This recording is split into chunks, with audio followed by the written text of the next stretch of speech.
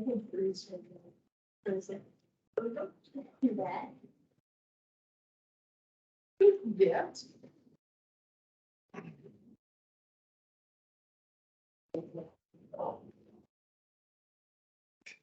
Dr. Moon, Yes. you say is your favorite day of teaching out of the whole year? No. Like what thing that we do or in other classes is the one you're like, yes.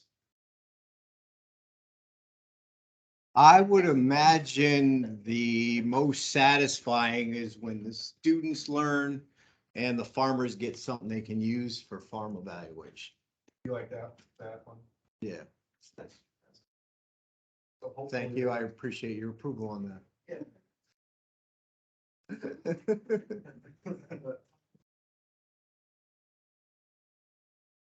There's something in particular you're looking for? No. Just more insight? Yeah, Okay. like nobody ever asked. It's either that or when you have like people coming back from 120 the following fall and they said, you know, you taught me stuff I used. It's like, you know, after the fact, so I tend to be a more. So that made a difference in some way. The hands-on stuff is always fun. So we used to do something when I taught reading that was kind of a wild, kind of Goldberg kind of contraption to figure out which follicle became the dominant follicle. We had all kinds of different things happening. Showing the randomness of that. So I'm guessing everybody's here who's going to be here. Is that where we are? So we got what? We are missing 2. So.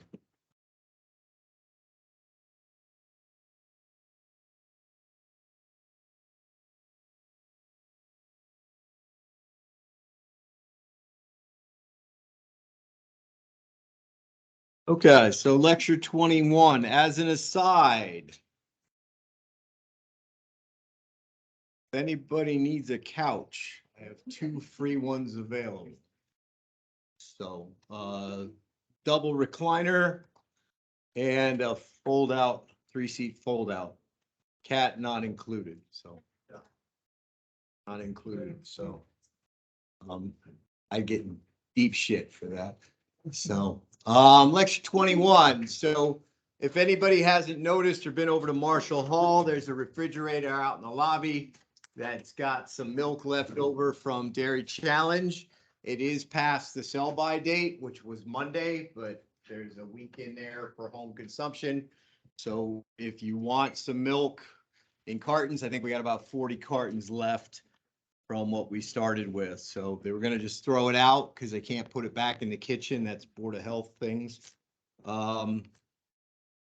Lab this week, ration balancing will continue. We're gonna move on to lactating cows. That increases the level of complexity.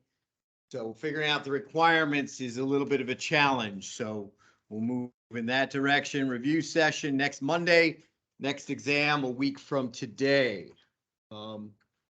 Also, advising has started for registering for the spring semester.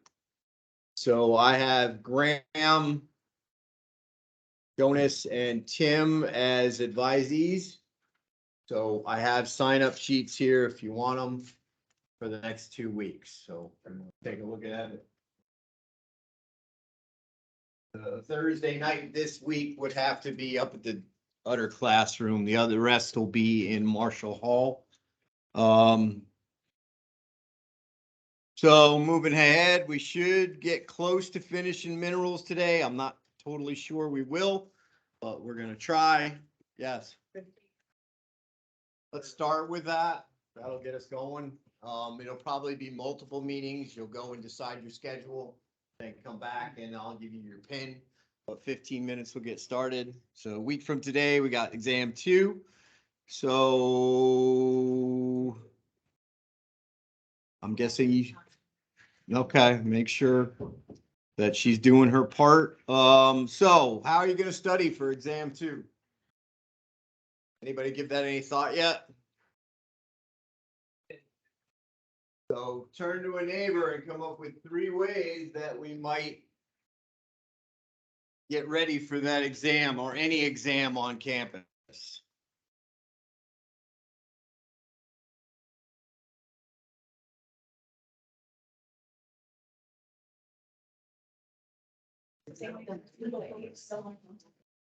You got that? Did I write it? Yeah. Next to it. I was going to the bathroom pictures and. The reference. It's all fires. Every year. So that was really helpful. They used time. I think go through that part.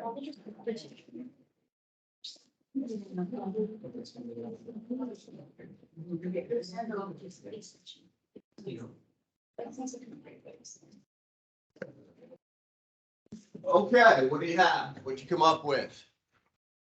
Go over the slides. So I think we're up to date. The last week with the slides. A week in there somewhere I had to go back and put in. Anything else?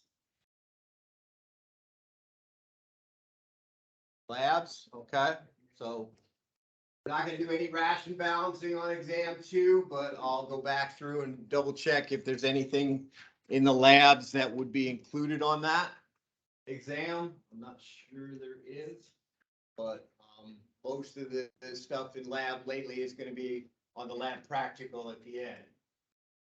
And at least that's where the ration balancing will be. So that's 3. Count this week, 3 out of 5, 3 out of 6 labs we've had since last exam. Any other ways or thoughts that you might come up with? Anything else you're gonna do? Review session on Monday. There's also office hours if you can't make the review sessions. Got office hours Monday, Tuesday, and Wednesday. And remember where those are.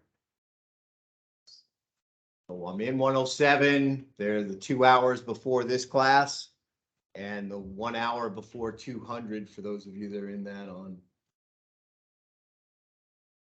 Tuesday. Anybody else? If I'm in the office, just say hi. Any other thoughts about learning?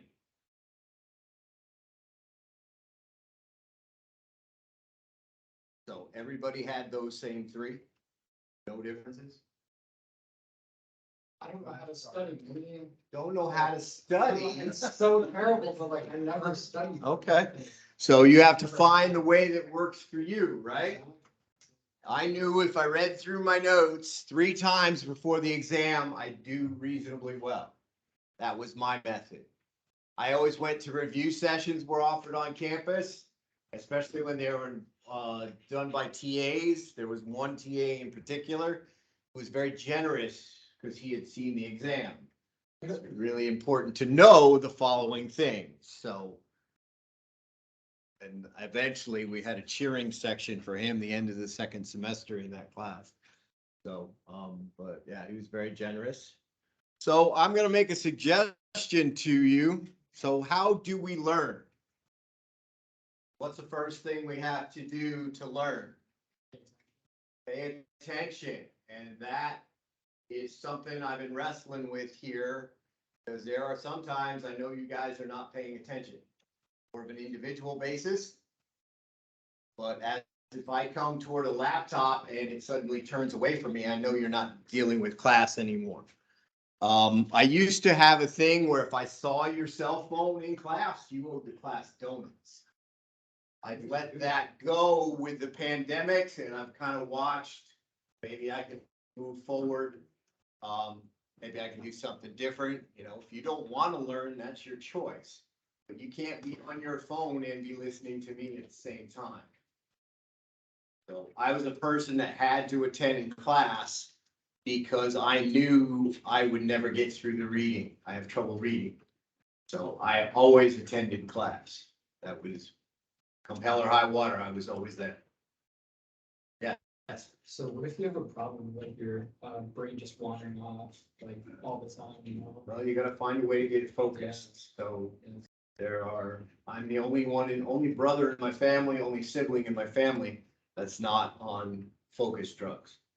So, So what do you usually do, like focus? I tend to have to work my way into it. I have to start somewhere. Maybe I don't start with the big things, but maybe I, working at home at night, maybe I put the dishes away first.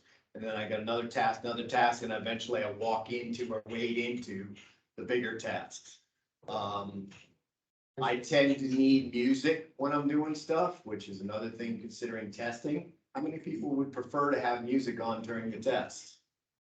I'm guessing Oh, like, you. I just put my during- earbud in. There you go, so would prefer that versus quiet. Some people prefer quiet, some people prefer noise. I almost always have to have noise in the background. Once I get into something, you could drop a bomb next to me and I wouldn't notice, but it takes me, I have to work into that situation.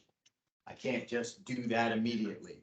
So there's a lot of things that are suggested that if you letting your mind wander, you may, and this was a big thing related to the PhD, you set office times. You have set times where I have to go study. You put it on your schedule just like your classes. That Tuesday afternoons are when I do my ag econ homework, whenever that is. So setting times, and no matter what, you have to show up. You may not get anything done or get done what you hope to, but you have to get into the habit of showing up. More often than not, if you're disciplined enough to stay that whole hour, that whole 2 hours, you'll get something done. If you can stay off your phones, that's the challenge you guys have these days. So staying off your phone, or at least getting off your phone after a certain time. So how do you learn? First thing you have to do is pay attention. From a learning theory standpoint, it's got to go in. If it doesn't go in, you have no hope of memory. From there, it goes to short-term memory. And then somehow you have to get it from short-term memory to long-term memory if you want to truly learn it. And for each of us, that might be a little bit different. I'd probably have to sit down with you if you're really interested, figure out what works best for you. I usually do visual things. I like to draw, put things in Venn diagrams, work through lists, stuff like that, but you have to code it in some way that makes sense to you. That's how it sticks in long term. So whether you do some sort of stupid analogy, when I was an undergrad, we were talking waggle dances. Does anybody know how bees communicate? They do this circle dance on the side of the hive, the honeycomb is vertical. And then depending on the angle from the top, that's the direction they need to go from the hive to find the flower source. So we were actually standing on top of our dressers in our hotel room doing waggle dances. So, just doing stupid stuff like that is probably the best way to learn it. And that's also part of, you have to get beyond the passive learning, where I stand up here, drone on for hours, and your brain gets filled in some way, shape, or form. The best way to learn for most people is more of an active approach. I would suggest in this class study groups. Going over the material, working back and forth. I remember it this way. Well, I remember it this way. And then the third person says, well, I'll take that one, not that one. But discussing things, going through the notes. Well, I thought he meant this, or I thought he meant that. So the fact that you're going through the material multiple times, you're hearing different perspectives, reinforces that and gets it into long-term memory. which I assume that's the reason you're here. You're here to learn. You're not here to get a diploma. That makes sense. You're here to get something that's going to be useful to you for at least 5 years after you leave. With the dairy industry, things are changing rapidly. There are certain things that are not going to change. Probably the ester cycle is not going to change. Milk ejection reflex is not going to change. How cows get up and down is not going to change. But how we respond to them as an industry, as a science, as husbandry will change as we go forward. But knowing those basic principles, and when somebody comes to sell you something, how does that fit in what I know about the science of a cow? So I would recommend, if you can do it, finding a time where you dedicate getting together and going over things. Find a half hour over dinner, find a half hour before or after labs that you can get together and talk about things. Does anybody do that currently, or is studying a solitary or non-existent activity? On your own? What else? Anybody else do anything for studying? Together or solo? So if you can set up something on a weekly basis, what does that make sure you do? Getting a routine, finding that same spot in the week, you carve out that time. It's going to get you, because of peer pressure, you're going to show up. Maybe it's online. Maybe you create a Teams meeting. So those are never as good as the in-person things. One of the things we learned about the pandemic. So finding a way, and at least in grad school, it was very much us against the professors. We used to get together with all the grad students. We have the big exam in grad school is they take a week or two, and you have a committee of 5 people that you have to get signatures from to join the fraternity of the PhDs. They'll do a 2-week exam, 1 week, 2-week exam, where they can ask you any question they want. You have to be able to answer it. There's an oral component and there's a written component. Tests that take an entire day. There are 4 questions and you're expected to write for 8 to 10 hours on those questions. But by that time, you're prepared for it. What we knew as grad students is we knew the personalities of all the professors. We knew what they were interested in, what they were studying right now, because people are lazy. So their questions are usually related to what they're studying right now. So we would do mock prelims with other grad students. Okay, you're going to be Dr. Beatty, you're going to be Dr. Vanderhaar. I'll be Dr. Kramer. And we put that person through that. I took a group of undergrads. I was in I was a graduate student in an undergrad class because this guy, Dr. Tucker, is the best in the world about lactation physiology. I'm here at Michigan State. I might as well take his class. Now, I was a dumb nutritionist. He was a physiologist, didn't think much of me, but I aced his class and I brought everybody up with me because we had a study group on Thursday afternoons and we went through stuff and figured stuff out. And basically we lifted up the whole class. It was me against the professor. Give me a test that I can't do. Made it a game. Of course, there were tests. It's like, I have no idea what he's talking about, but trying that out. So give some thought, try to do something active. Try to make a game of it. If you're studying and you're working, especially if something doesn't require much thought, you can start to memorize stuff while you're working there. Anybody ever talked about that?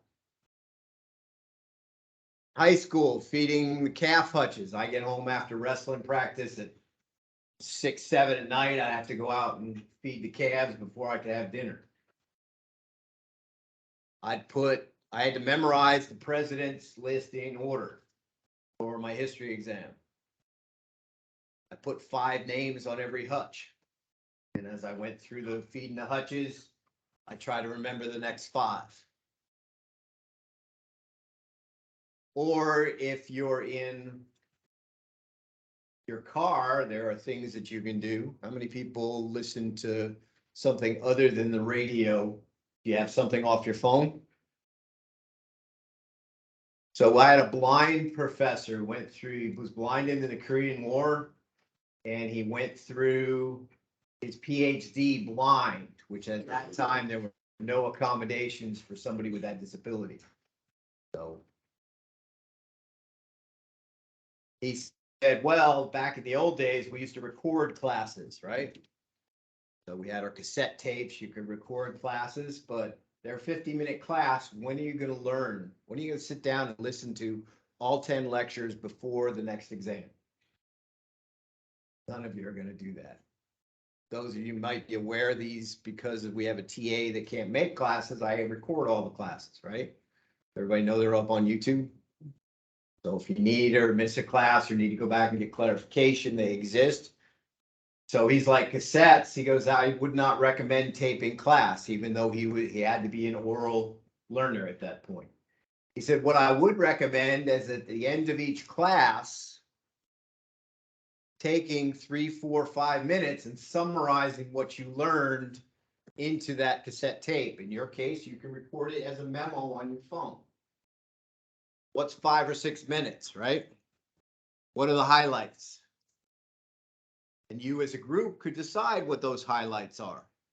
What are the main points we got through today? And if you've got 10 lectures and 3 or 4 minutes for each lecture, you could probably listen to that while you're driving to the grocery store. Back. So taking that time to listen to those memos, put it through the speaker system in your vehicle. Here's the main points. Oh yeah, I remember that. So, but compressing, because most of what we do, like this, first 20 minutes is not going to help you on your next exam. There's only certain points that you need to remember on a 50-minute exam. So being creative, finding ways to study when you're wasting time otherwise, listening in the car. If you're doing chores, double 8 up the dairy, put a list of what you got to remember on the last stall. Then as you go through and dip, you take a look at that at the last stall.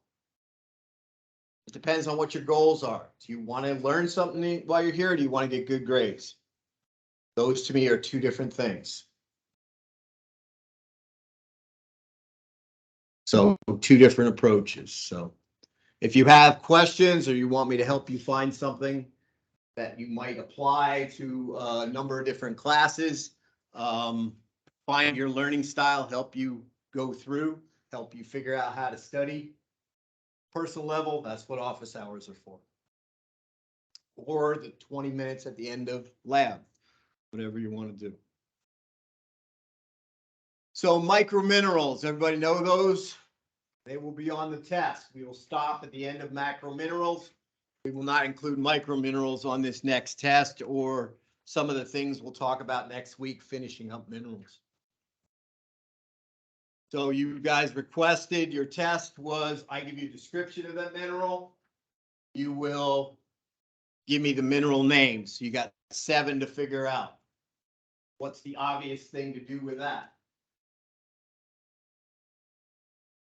Flashcards, right? Mineral on one side, description on the other.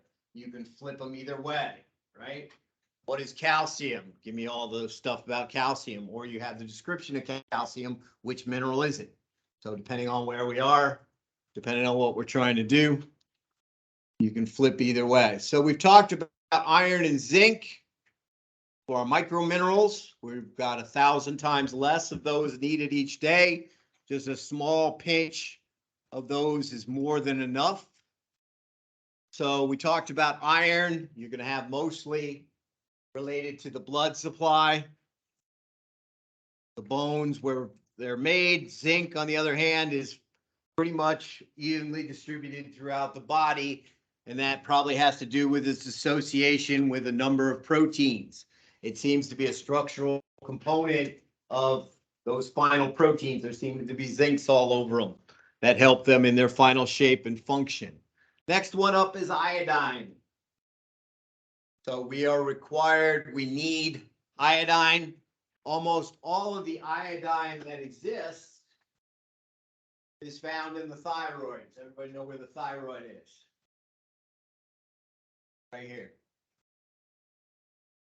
So has anybody heard that with the threats over in the Ukrainian-Russian war, that they're passing out iodine pills? Anybody hear about that?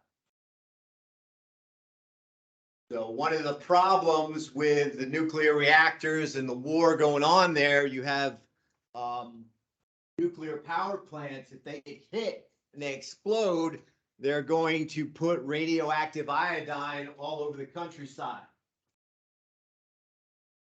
The way to prevent that radioactive iodine from accumulating in the thyroid is to overload the thyroid so it's got so much you can't fit more in. So the radioactivity that would come in as excess, you take your iodine pills, the radioactivity would pass out of the body as opposed to become incorporated or stay in the thyroid. There's really only one function for iodine in the body, and that's becoming part of the hormone of thyroxine. So you've got milligrams and micrograms. Our source for that on our farms is trace mineral salt. Where do you get your iodine from?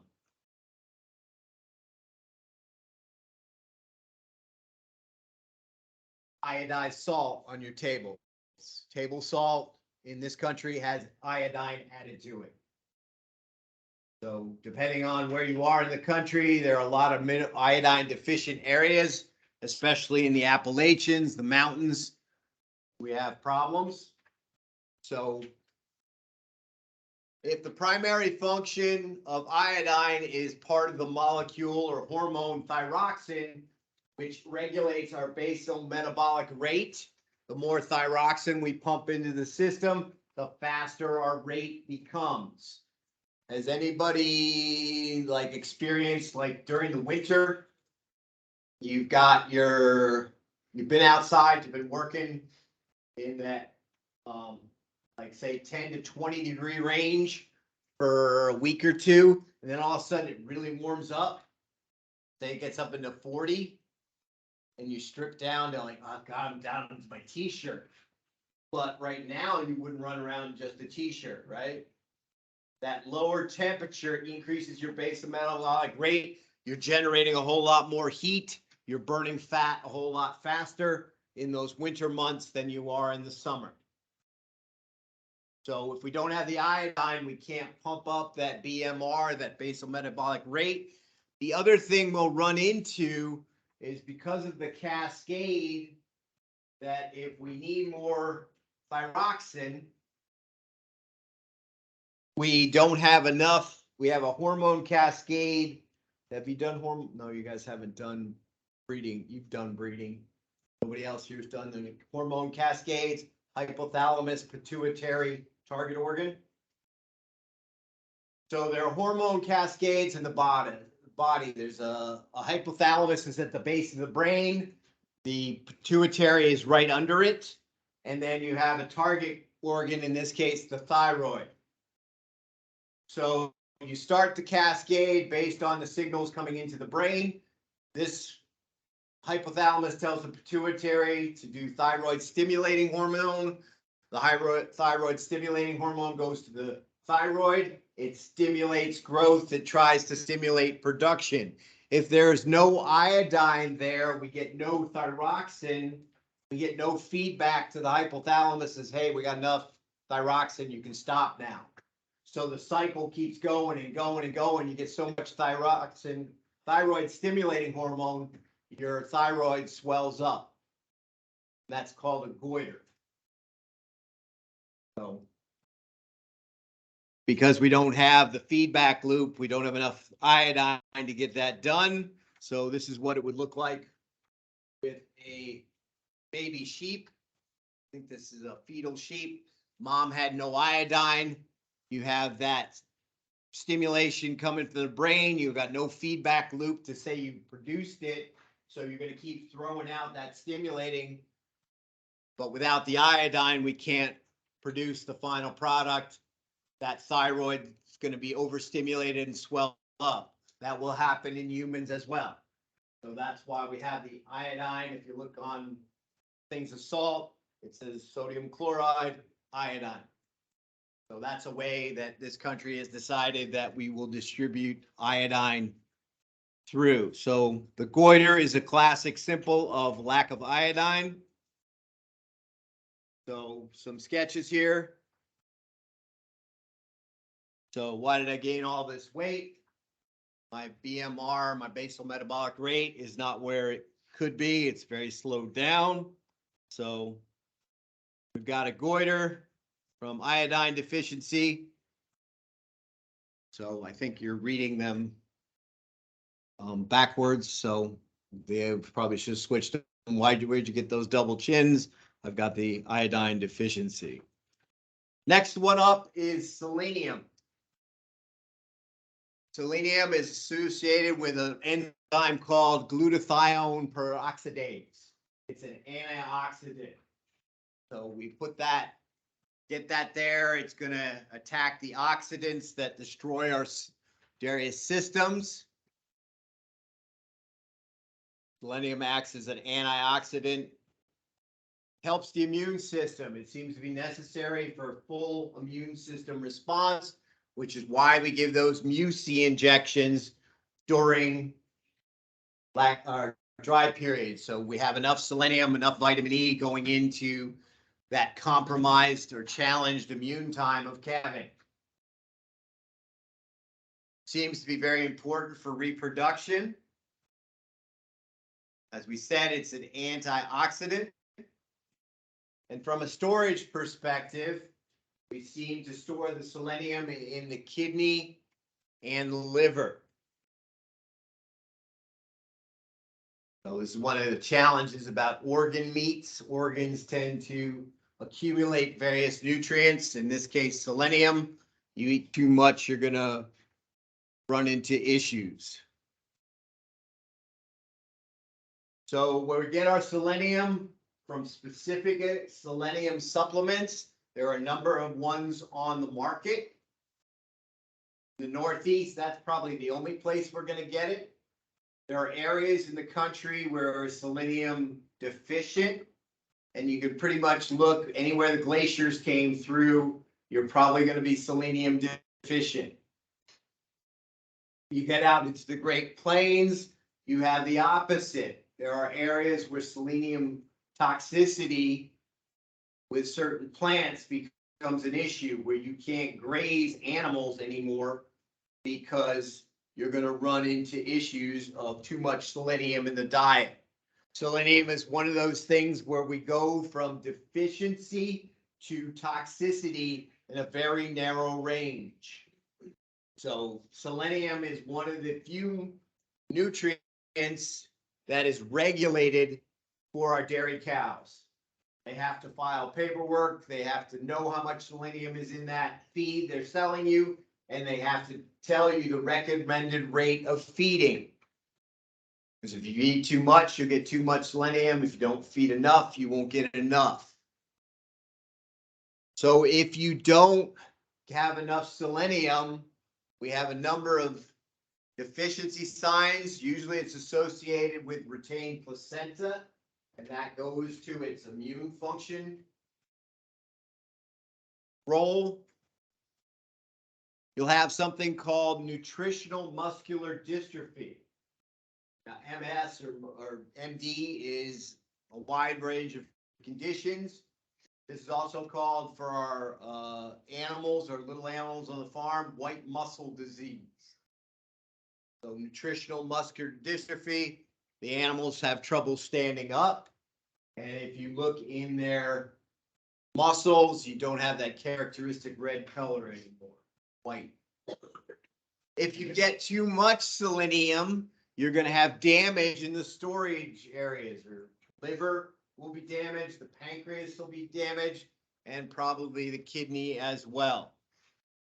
So retained placenta, nutritional muscular dystrophy, deficiencies, we get toxicity, liver and pancreas damage if we get too much. Anybody still need that?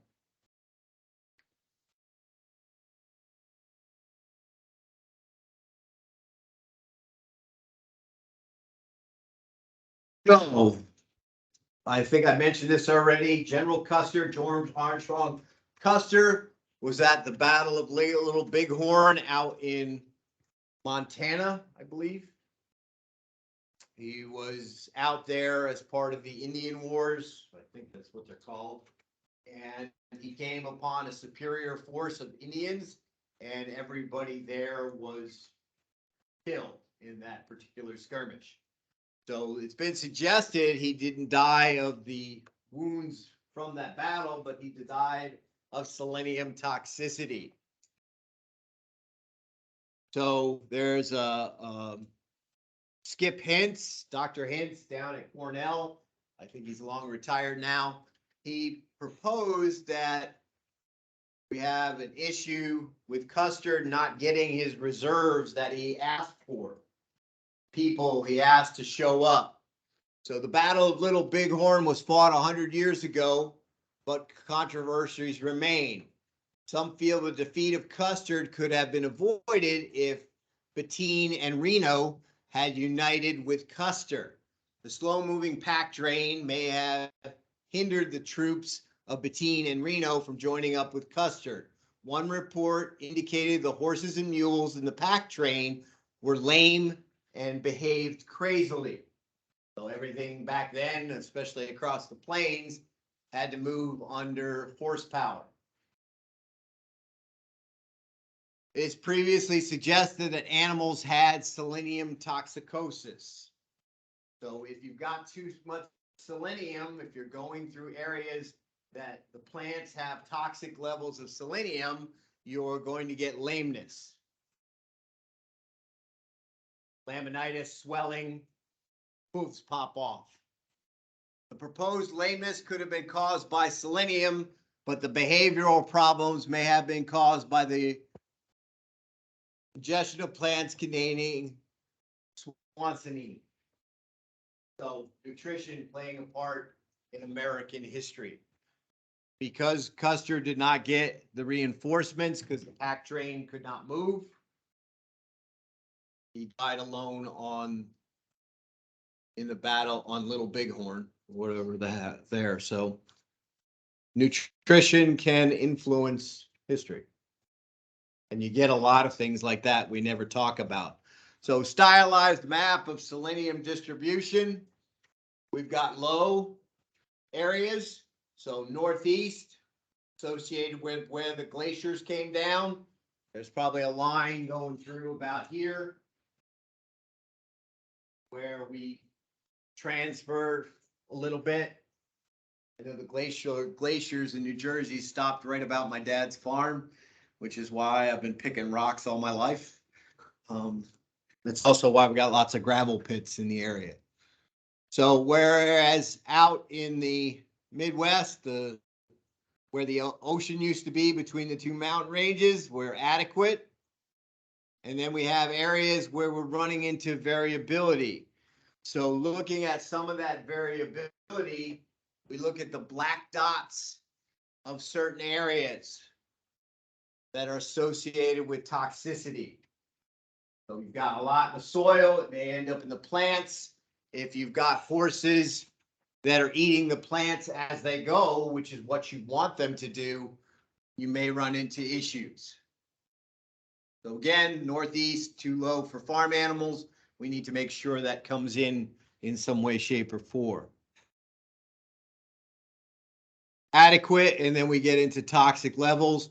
You can say where that reinforcements were going through.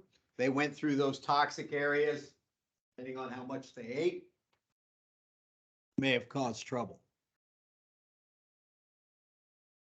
So selenium ahead. I could just make it to better soil, things would have been okay. So lack of function there, liver function, that's a toxicity sign, they turn yellow. Retained placenta is a toxicity versus deficiency. You're probably gonna not see that in the same one, but thinking about those. So I know I left the question once we ended a lecture right at the start of selenium. And one student went home, talked to their parents, and they said that was bullshit. So that's why I had to look it up. So I knew it had happened. So we gave that student the scientific article that made that proposal. So next up is copper. So we have to be careful with animals that have come from areas where copper is deficient, sheep and goats. But the bovines have come from different areas where they're adapted to higher levels of copper and don't have the problem. So what does copper do for us? We need copper for hemoglobin formation. So lots of different nutrients are involved in the making of that protein, the protein that carries oxygen throughout the body. The cytochromes that generate the ATP, those cytochromes are the engine that we put the nutrients through to generate the ATP that are going to power the body. So it's a conversion engine where we're transferring food energy into ATP. Elastin production, that's a connective tissue. So we think about elastin in our skin, in our joints. Melanin production. So the color of our animals would be related to necessary for copper production. And related to the bone part or the protein part of bones, copper seems to be necessary for that as well. Again, not as much as calcium and phosphorus, but we need a little bit of copper to get where we need to go. We rely on trace mineral salt. So again, a micro mineral. We have to be careful with what we provide to sheep. The levels that we feed to dairy cattle are toxic to sheep. So we need to be careful and make sure we don't get our feeds mixed up. So looking at our list there at the end, those are all deficiency signs. So lack of copper. So if we can't generate or make hemoglobin, anemia is going to follow pretty quickly. Cardiovascular rupture, that has to do with the elastin production. Our arteries have a lot of elastin in them to deal with the ruptures there. The pressures that our heart puts on those arteries. If that elasticity goes away, it's just like overfilling a balloon.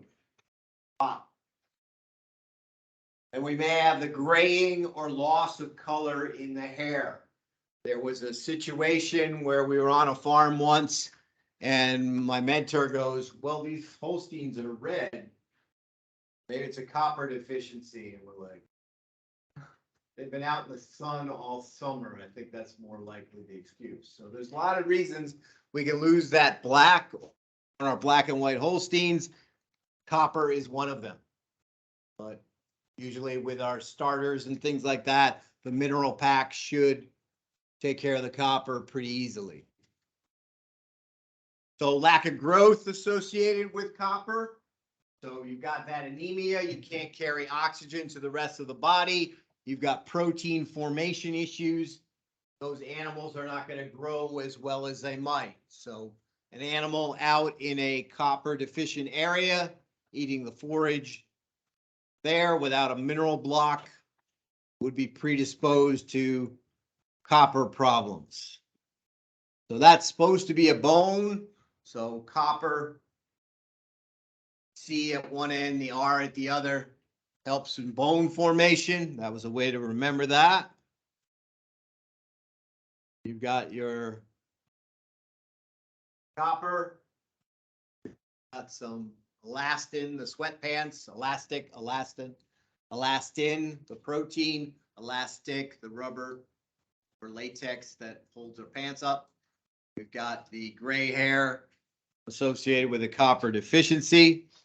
So I think that's supposed to be some sort of bird, but I'm not really sure. Oh no, I'm turning gray. I've got copper issues.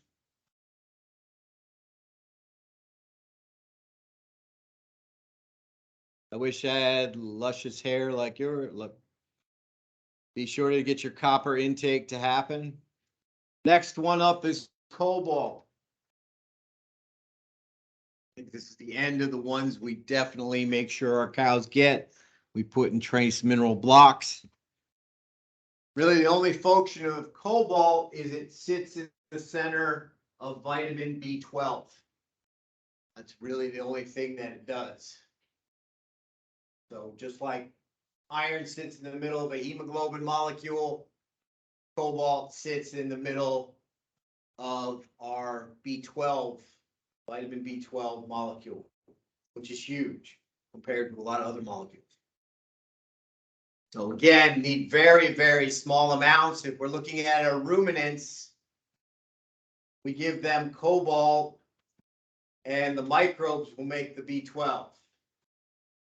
Microbes will take the cobalt, put it inside and construct the B12 around it.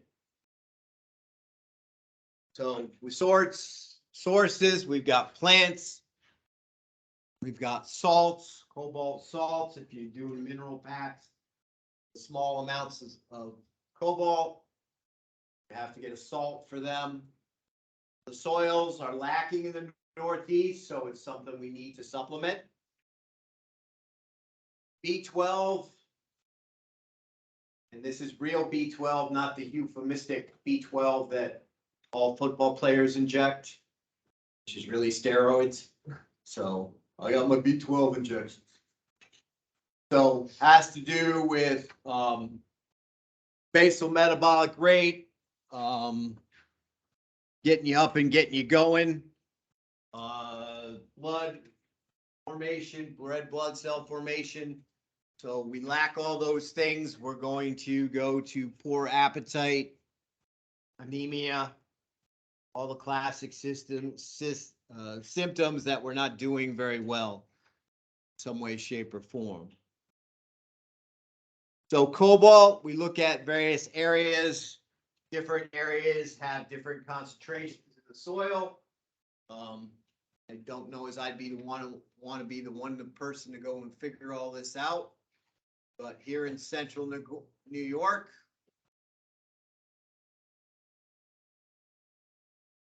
I think we're the deficient areas. So less than 0.05 in that central New York, but as we get out to the periphery, we're going to go up. Where's that in the middle? Nope, in the middle. So depending on where we are, our nutrition companies, our feed dealers should know how much to supplement to make sure things get to where they are. The legumes seem to have more cobalt in their tissues than the grasses do. So with and without cobalt, if we do a cobalt pure diet, we've got the lamb on the left lacking cobalt. The ones on the right had cobalt introduced so their rumens could generate the B12 necessary to do good growth. So the one on the left without cobalt not doing so well. So questions related to that or cartoons related to that? So if I've got the cobalt, I'm going to eat more. I'm going to do more. Cobalt related to B12. So those two things are connected. Can't have one. You can't have B12 without cobalt. So those are the main ones we're talking about. Those are the ones we usually worry about. Where are we?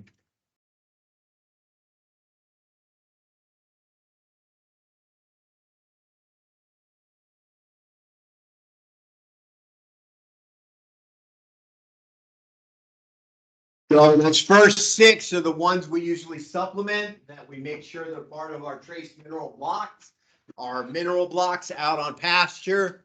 The other ones we'll talk about next time. They usually get done because of contamination. It's not something we balance for, it's not something we worry about.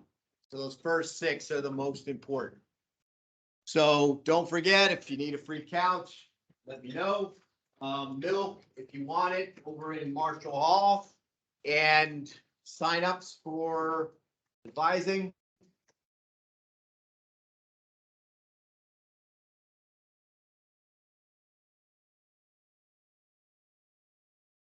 See you tomorrow in lab.